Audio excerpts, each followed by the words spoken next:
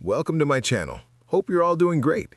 Today we're diving into a story that perfectly explains what it was really like to face Michael Jordan in his prime. A mix of fear, excitement, pressure, and pure basketball madness. Almost every shooting guard who played in the 1990s has the same story about Michael Jordan. Stopping him felt impossible. And for former Minnesota Timberwolves guard Doug West, every matchup against MJ was nothing short of a nightmare, but also a challenge he secretly loved. West once described facing Jordan as a dual-edged sword.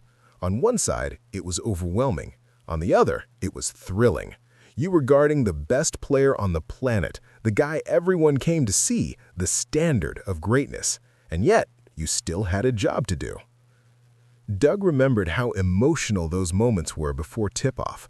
The Bulls would come into town and it didn't even feel like a Timberwolves home game anymore. Fans weren't there to see Minnesota, they were there to see Michael Jordan. He recalled how MJ would get introduced and immediately receive a standing ovation from the Target Center crowd. Imagine that. You're supposed to defend this guy, slow him down, maybe even beat him, and the entire arena is cheering for him instead. At the time, Jordan was averaging around 36 points a game. Fans wanted highlights, dunks, fadeaways, and iconic moments. Meanwhile, West and the Timberwolves were trying to compete, trying to win, trying to take away some of that magic, even while knowing how unrealistic that goal felt.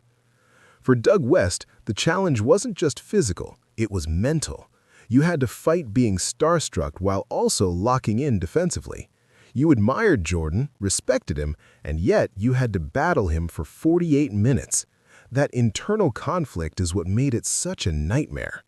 And the results backed it up.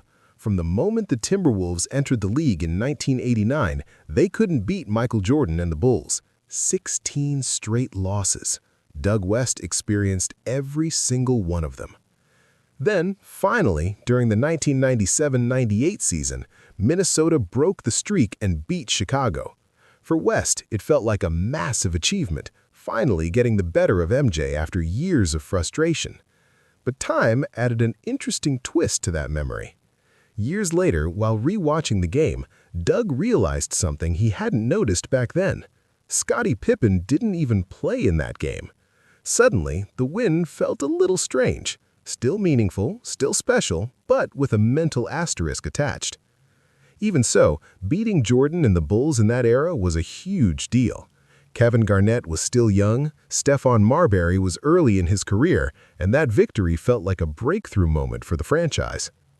Doug West's story captures exactly what the 1990s NBA was about. Competing at the highest level, going against legends, and battling a player whose intensity was unmatched. And he wasn't alone. Countless former players say the same thing.